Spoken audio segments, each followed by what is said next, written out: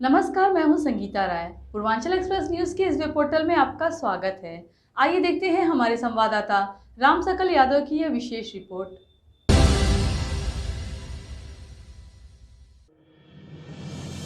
अंतर्राष्ट्रीय एयरपोर्ट के पिछले करीब 2 महीने से भूमि अधिग्रहण का विरोध कर रहे किसानों के समर्थन में देश की जानी मानी सामाजिक कार्यकर्ता मेघा पाटकर और किसान आंदोलन से चर्चित यूपी की बुलंदशहर की रहने वाली पूनम पंडित आज आजमगढ़ पहुंची। कंदरापुर थाना क्षेत्र के मंदूरी हवाई पट्टी के निकट चल रहे किसानों के आंदोलन में महिलाएं बढ़ चढ़कर हिस्सा ले रही हैं। इस आंदोलन को धार तेज करने के लिए आजमगढ़ पहुंची मेघा पाटकर ने मीडिया से बातचीत करते हुए केंद्र की मोदी सरकार और प्रदेश की योगी सरकार पर जमकर हमला बोला। कहा कि विकास की गलत प्राथमिकता और अवधारणा के कारण देश के किसान, मजदूर, दलित व आदिवासी विस्थापन की त्रयोदशी झेल रहे हैं।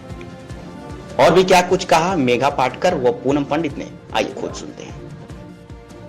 हम सब लोग यहाँ आजमगढ़ में इसलिए पधारे हैं क्योंकि विकास की गलत प्राथमिकता और गलत अवधारणा के तहत आज देश के खेतीहरों का न केवल जमीन मालिक पर जिनमें किसान के साथ मजदूर है, दलित है, कहीं आदिवासी भी हैं, इन सब को विस्थापन की जो त्रासदी भुगतनी पड़ रही है वो यहाँ भी आज फिर से दर्शन दे रही है।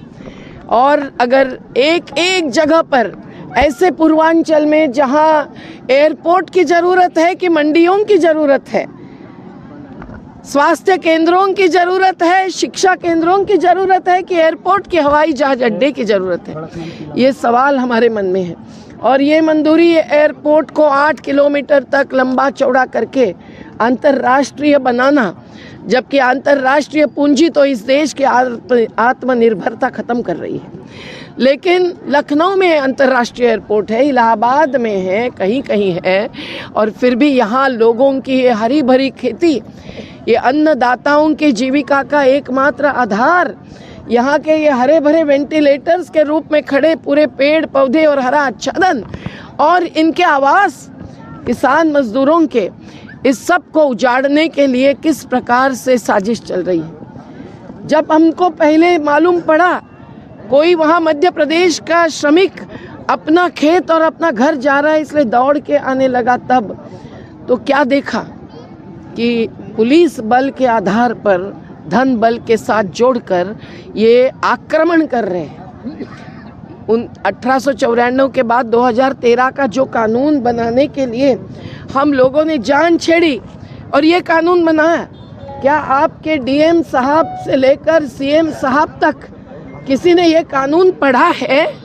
इस कानून का अमल न करते हुए, एक नोटिस भी न देते हुए, कहीं सामाजिक असर हो रहा है, पर्यावरण पर असर पड़ रहा है, उसका अभ्यास न करते हुए, ग्राम सभा से ग्राम पंचायतों तक किसी को सहभागी न करते हुए पुलिसों को ये बलि दे रहे हैं, पुलिसों को आगे कर रहे हैं और उनके बल पर कुछ लाठियां भी चलाकर खेतों में घुसकर ये इस प्रकार के जमीन का कब्जा कर रहे हैं। शासन डीएम और एडीएम ये कह रहे हैं कि हम 80% लोगों की परमिशन के बावजूद ये कदम उठाए हैं, और या कहाँ ये दिख रहे हैं 80% लोग जिन्होंने समर्थन किया है यहाँ एयरपोर्ट बने परमिशन के बावजूद?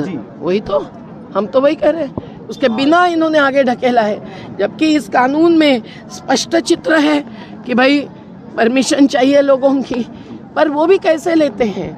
आज अगर वो यहाँ कभी एक बार भी दर्शन देने नहीं लाए, ऐसा नहीं होता है। महाराष्ट्र में भी जब कांग्रेस सरकार थी या केंद्र में थी, हम किसी पार्टी में नहीं है, पर मैं कहूँ 6ठी मंजिल से नीचे उतरकर मंत्री हमारे बीच में बैठते थे। अच्छा, मुंबई में हो कि दिल्ली में हो, ऐसा क्या करना संभव नहीं है। डीएम साहब भी सर्वे किया गया है, कुछ महिलाओं को भी पीटा गया है। ये ड्रोन सर्वेस कर रहे हैं आजकल। एक घर है तो उसमें कितने परिवार रहते हैं ये क्या ड्रोन बता सकता है? आज स्वामित्व योजना जैसे मुद्दे हैं, जंगल के कानून के नियम बदल रहे हैं, आदिवासियों का जंगल दिल्ली में बैठकर किसी भी कंपनी को देना ग्राम सभा की मंजूरी के बिना, ये नए नियम कहते हैं। क्या ये देश को बचाने की बात है कि देश को ख़त्म करने की बात है? आपको एक और बताऊं कि इन्होंने जो एयरपोर्ट पहले ही बना दिया है, उस एयरपोर्ट का कितना उपयोग हुआ है इसके भी जांच जरा आप माध्यमकर्ता करिए। आप भी तो इन्वेस्टिगेटिव जर्नलिस्ट और मीडिया पर्सन्स हैं। दूसरी बात ये कीजिए कि इस क्षेत्र में इंटरनेशनल एयरपोर्ट बनेगा तो कितने लोग उस फ्लाइट में चढ़ने वाले हैं कि दूर दूर के लखनऊ के लोग यहाँ आकर बैठेंगे पैर पे, ये भी देखिए। हमें याद है एक अरुण जगह पर नदी थी और वहाँ एक नेपाल में एयरपोर्ट बन रहा था। हम जब देखने गए तो लोगों ने कहा कि जब से एयरपोर्ट बना है हमारा एक भी व्यक्ति एयरपोर्ट में हवाई जहाज में चढ़ा नहीं है। पूरा उसका मुद्दा विश्व बैंक को भी समझ में आया और उन्होंने उस प्रोजेक्ट का फंड रोक दिया, जैसे सरदार सरोवर का, नर्मदा का भी रोक दिया था। तो अगर हमारी सरकार नहीं समझती है कानून, संविधान और मानवीय अधिकार भी, जीने के अधिकार भी, तो फिर लोगों को संघर्ष करना पड़ता है। तीसरे चौथे नंबर में आए और आज गौतम अडानी की और मुकेश अंबानी की रोज की कमाई 1000 करोड़ से ज़्यादा है। ये संविधान गैर बराबरी के खिलाफ है, हम भी गैर बराबरी के खिलाफ है और इसीलिए ये जो गैर बराबरी बढ़ाने वाला विकास थोप रहे हैं उसका विरोध कौन करता है? जिनकी आजीविका, जिनका जीने का आधार, जिनकी संस्कृति, जिनकी प्रकृति खतरे में आती है, तो ये उनका अधिकार है कि नहीं? मैडम, उन्होंने जिस तरह से प्रदर्शन किया और जो कृषि कानून बने तो उसको वापस लेने में सरकार मजबूर हुई, तो आपको लगता है कि ये आंदोलन में इतनी जान आ चुकी है और तमाम लोग जो आ रहे हैं उनसे कहीं ना कहीं सरकार? देखिए, हमारा कोई चुनावी मैनिफेस्टो तो नहीं है और वोट लेने के लिए हम नहीं आए हैं, तो कैसे आंदोलन बढ़ता है वो खुद तय करते हैं। नर्मदा आंदोलन 37 साल चला ना, तब 50,000 लोगों का पुनर्वास हुआ, तब जमीन के बदले जमीन 5-5 एकड़ कम से कम मिल गई और कैसे पुनर्वास स्थल बने, महल बन गए। पर अभी भी जो बाकी है 1000 लोग, हम लोग लड़ ही रहे हैं। तो ये सब जो होता है ना, गुजरात में आज चुनाव में नर्मदा नर्मदा नर्मदा मुद्दा क्यों मोदी जी को उठाना पड़ता है? क्योंकि गुजरात समझ गया है कि नर्मदा के मुद्दे पर उनको फंसाया है। तो आप समझिए कि लोग आंदोलन की राह तय करते हैं। हम नेता नहीं हैं, हम कार्यकर्ता हैं और यहाँ जो सामूहिक नेतृत्व किसान मजदूरों का रहेगा और आज भी रहा है, वही आगे बढ़ने वाला है। हमारा जन आंदोलनों का राष्ट्रीय समन्वय लोगों के साथ दे देगा, यही हमारा मामला है। पर जब तक अहिंसक सत्याग्रही रहेंगे और आपके डीएम ने कल परसों जो स्टेटमेंट दिया है वो तो हंसे कि रोए, समझे नहीं, ऐसा है। उन्होंने केवल कानून का पालन करेंगे जिक्र किया है, पर कानून की प्रक्रिया पुलिस घुसाने के और एयरपोर्ट का निर्णय लेने के पहले चलनी थी, वो तो चली ही नहीं है। और जो आंकड़े उन्होंने दिए हैं वो हास्यास्पद है। 17 गाँवों के अगर 763 परिवारों के आवास जा रहे हैं, ये हमें तो इनके दिए हुए दर्शन से बिल्कुल मंजूर नहीं है। और ग्राम पंचायतों को नकार रहे हैं तो ग्राम सभा को तो मानते ही नहीं है। आज की सरकार ये जो कानून आया है उसको और संविधान को भी नहीं मानती है। यही एक दुख दर्द की बात है। और अगर ऐसे ही चलेंगे, खेती नहीं बचेगी, हरा आच्छादन नहीं बचेगा, तो पानी भूजल खत्म होगा, तो नदियाँ नहीं बचेगी, तो ऑक्सीजन के बिना तड़प तड़प कर मरे कोरोना के पेंडेमिक में लोग, और भी खतरनाक वायरसेस आ जाएंगे। पर ये जो विकास के नाम पर गैर बराबरी बढ़ाने वाला, विस्थापन और विनाश करने वाला ये जो वायरस है, ये सबसे खतरनाक है। और इसीलिए लोगों की जान बचाने के लिए हम सब उनके साथ। वो भी 1894 का कानून तो इस्तेमाल करते थे, नोटिस देते थे, नोटिस पर धारा 5 के तहत आपत्ति की सुनवाई होती थी, फिर निर्णय होता था। तो ये निर्णय कैसे हुआ, किसने लिया, ये एक सवाल है। इसमें सार्वजनिक हित कहाँ है, ये सवाल है। इसके अध्ययन कहाँ हुए हैं और लोगों की सहभागिता कहाँ है। और आज देश में ज़रूरी है रोजगार, और रोजगार का सबसे महत्व का आधार है खेती। जो कारखानों से छटनी करके बाहर आते हैं वो या तो पलायन करते हैं, जिनको लॉकडाउन में हमने यहाँ के एक एक जिले के लोगों को, हजारों को रात को 11-11 बजे तक ट्रेन में बिठाने का काम किया था। आज फिर क्या पलायन थोपने जा रहे हैं, मजबूर कर रहे हैं मजदूरों को भी, ये हमारा सवाल है। और लोगों ने का जब निर्णय है कि हम नहीं देना चाहते हमारी ज़मीन, हमारा घर, तो सीएम योगी हो कि नरेंद्र दामोदर दास मोदी हो, इन्होंने जनतंत्र और संविधान को कुचलकर इस प्रकार से जनता पर भी हमला नहीं करना चाहिए। विकास क्या होता है इस पर बहस कभी आपके विधानसभा में या संसद में हुई है? कभी लोगों के बीच में हुई है? अगर विकास विकास विकास मतलब मल्टीपर्पज़ योजनाएं ही और मॉल्स और हाई राइज बिल्डिंग्स और हाईवेज और फ्लाईओवर्स यही है, तो फिर शिक्षा, भोजन, स्वास्थ्य, आवास, रोजगार, इसके अधिकार के साथ जो जीने का अधिकार है, मैं अभी आपको चाहिए तो संविधान निकाल कर बताऊं, इस अधिकार को कुचलकर क्या विकास होना है? ऐसा संविधान को भी मंजूर नहीं है और जनतंत्र को भी मंजूर नहीं है। एक सवाल है कि जैसे यहाँ पे 25 दिन से ज़्यादा हो गए ग्रामीण किसानों के संग, 25 दिन से ज़्यादा तो बोल ही रहा हूँ, तो यहाँ पे आंदोलन कर रहे हैं। वहीं जिला प्रशासन अभी कल उसने अपना रुख स्पष्ट किया है कि हमने सर्वे वगैरह का काम पूरा कर लिया है, विस्तारीकरण होके रहेगा, 20 सीटर की प्लेनें यहाँ से उड़ाई जाएंगे, तमाम चीज़ें कही गई। ऐसे में आज आप यहाँ पे आई हैं, तमाम आपके साथी आए हैं, क्या लग रहा है कि आंदोलन की गति क्या होगी? हम तो आंदोलन को अहिंसक रखना चाहते हैं, हम आंदोलन को सत्याग्रह के मार्ग पर चलाना चाहते हैं। हम महात्मा गांधी जी और बाबा साहेब अम्बेडकर को मानते हैं, हम लोग जयप्रकाश नारायण को मानते हैं, हम लोग ये मानते हैं कि जिस प्रकार से संपूर्ण क्रांति की आज देश में ज़रूरत है वैसी है। किसानों ने 13 महीनों में 715 की शहादत देने के बाद 3 कानूनों का निर्णय बदल गया ना। अभी 29 श्रम कानून ये वापस ले रहे हैं। आज़ादी आंदोलन के बाद मेरे पिताजी भी जिसमें थे, उसके बाद एक एक कानून जो श्रमिकों को न्याय देने के लिए बना वो ये कमज़ोर करके 4 कानून थोप रहे हैं। ये हर मुद्दे पर ऐसा ही होता है, वो अड़े दिखाते हैं, वो अड़ंगा लगाते हैं, लेकिन जब चुनाव नज़दीक आता है तब वो झुकते हैं।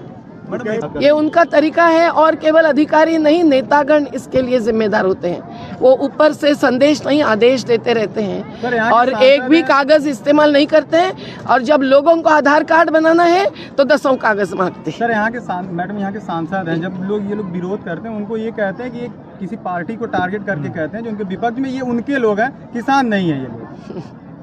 आप जानते हैं राजनीति में राज भी नहीं और नीति भी नहीं, तो फिर उनके हर सवाल का जवाब देने के लिए हम मजबूर नहीं हैं, हम जनशक्ति के साथ हैं, तो हम लड़ेंगे, जीतेंगे। जो पूरे देश को पता है कि जब किसान आंदोलन हुआ था तब भी ये लोग यही हमें जुमलेबाजी पढ़ाते थे। अगर 80% के लोगों की इन्होंने सर्वे कर ली है तो ये सामने इतनी भीड़ आपको दिख रही है, ये कौन है? ये हम अपने साथ लेके आए क्या बुलंदशहर से, या ये मध्य प्रदेश से साथ लेकर के आए? मेधा पाटकर जी मेरी माता तुल्य बैठी हुई है, इन्होंने इतनी डिटेल में आपको बताया कि ना ये साथ लेके आई ना हम लेके आए, ये सभी लोग यहीं के आसपास के लोग हैं, ये प्रभावित है। क्यों ऐसा हो रहा है? देखो ये सामने ना जहां मैं बैठी हूँ यहाँ से 20 मीटर की दूरी पे एक नदी भी बह रही है। जब पानी का विकास रुक जाएगा, सामने स्कूल है, शिक्षा है, क्यों नहीं यहाँ पे मंडी बनाई जा रही? और यहाँ पे हवाई पट्टी भी है, पास में एयरपोर्ट एक नहीं है कि लखनऊ का हो, लखनऊ, गोरखपुर, कुशीनगर, वाराणसी, इलाहाबाद, 5 एयरपोर्ट है। उन्हें एयरपोर्टों को आप इंटरनेशनल बना लीजिए। और यहाँ से कितने लोग ऐसे हैं कि जो इंटरनेशनल फ्लाइट में सफर करेंगे या वहाँ से चल करके यहाँ आएंगे?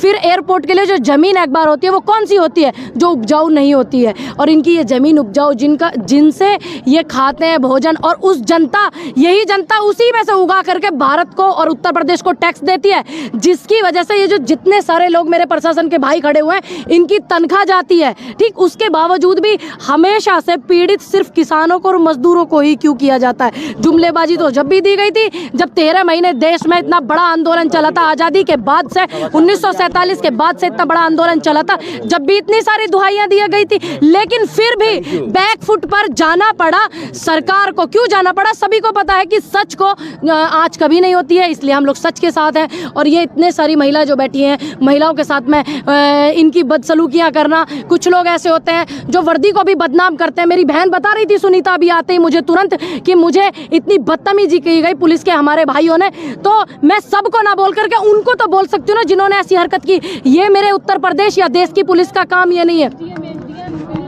एसडीएम पुलिस देश, सुन लीजिए आप, वो बेटी बता रही है, ये उत्तर प्रदेश की पुलिस या देश की पुलिस का काम ये नहीं है। पुलिस का काम ये है कि जब बेटी के बलात्कार हो जाते हैं उन बलात्कारी को पकड़े, फांसी पर चढ़ाए। लेकिन नहीं, यहाँ उल्टा सिस्टम है। सरकार ऐसे बलात्कारियों को, सेंगर जैसे लोगों को सपोर्ट करती है, उनको ये भी सपोर्ट करने लग जाते हैं। क्यों? मैं मानती हूँ कि एक पुलिस वाले भाई को एक बेटी की शादी भी करनी होती है, अपने बच्चे भी पालने होते हैं, अपनी बीवी बच्चे भी देखने होते हैं, लेकिन जमीर मार करके थोड़ी ना देखेंगे। मैं इन लोगों से भी यही बोलूंगी कि जब जब आपका आंदोलन होगा, अभी तो हम जनता हैं, हम जनता पे इतनी इनकी गार गिर रही है जिसकी कुछ मैं तुलना ही नहीं बता सकती। लेकिन जब ये अपने लिए आवाज उठाएंगे ना, तो इनके लिए आवाज उठाने के लिए कोई मंत्री तंत्री नहीं आएगा, हम जैसे लोग इनके लिए आवाज उठाएंगे और इनकी वर्दी के लिए आवाज उठाएंगे जब इनको जरूरत होगी, जब कोई मंत्री नहीं आएगा।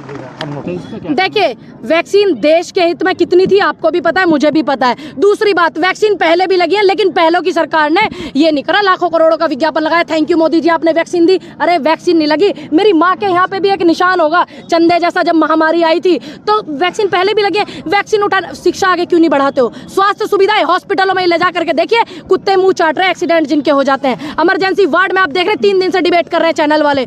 क्या है सिस्टम को कौन बदलेगा? आप और हम मिल करके बदलेंगे, नहीं तो इस सिस्टम को एकदम घींगे की तरह अंदर से खोखला कर देंगे और आपको और हमें ऐसे सौंप देंगे, कह देंगे देश में धन ही नहीं बचा। इतना लॉकडाउन में कितनी लाशें तैरी, मैंने भी देखी, आपने भी देखी, हमने और आपने मदद की। कौन से मंत्री ने मदद की जब लॉकडाउन में लाशें तैर रही, ऑक्सीजन के लिए लोग भटक रहे थे? गाजियाबाद में जो सांसद हैं गाजियाबाद के, उनके भाई के लिए नहीं ऑक्सीजन मिल रही, तो आप और हम क्या, हमारे लिए क्या मुहैया करेंगे? जो प्रकृति ने हमें दिया हुआ है, उस ईश्वर ने हमें दिया हुआ है, ये हमारी नेचुरलिटी भी छीन रहे हैं। ये देश के सबसे बड़े आंदोलन को कहते थे कि अदर पार्टियों का सपोर्ट है, लेकिन देश के सामने, पूरी देश की रूपरेखा सामने आई।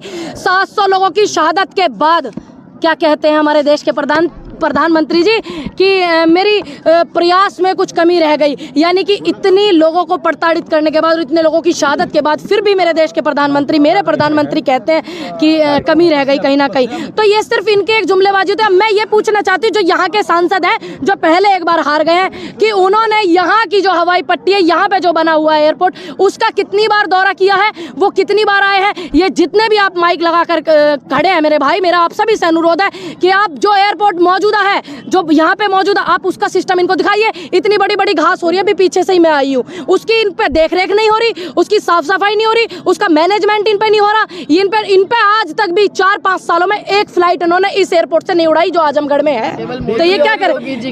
मोदी जी और योगी जी क्या आएंगे, लेकिन जब कोई मंत्री या मुख्यमंत्री, प्रधानमंत्री आएंगे तो सिर्फ ये तब जो है मॉडिफाई करवा देंगे। आजकल देख रहे हो ना, गुजरात में कितनी निर्लजपना इन्होंने दिखाया, एक पुल को इस तरीके से घेर दिया, फिर उसके बाद हॉस्पिटल में मिलने जाते हैं। कब मिलने जाते हो कि देश के प्रधानमंत्री आ रहे हैं? आइए आप सभी लोग हॉस्पिटल को मॉडिफाई कीजिए। अरे जिनके घर के दीपक बुझ गए, ये किसान यहाँ बैठे हुए हैं, छोटे छोटे बच्चों की वीडियो देखिए ना, आधा घंटा कार्यक्रम देखिए आप, है ना, वीडियो देख, छोटे छोटे बच्चों की देखिए, तख्ती ले रहे हैं वो हाथ में, जो हमारे देश का भविष्य है। देश के सबसे बड़े भिखमंगे जो उद्योगपति हैं, जिनकी संपत्ति इतनी बढ़ रही है, उन पे ये चेक कीजिए कि देश के बैंकों का कर्ज कितना है। और वैसे वो अपना रिकॉर्ड दिखा रहे हैं, वर्ल्ड में इतना रिकॉर्ड हो गया उनका, इतने नंबर पे अमीरी में आ गए और इतने नंबर पे आ गए, ये वर्ल्ड में और इंडिया में दिखा रहे हैं। लेकिन देश का कितना कर्जा है वो भी आप चेक कीजिए। ये मेरी जिम्मेदारी भी बनती है, ये आपकी भी बनती है, क्योंकि आप भारत के अच्छे नागरिक हैं।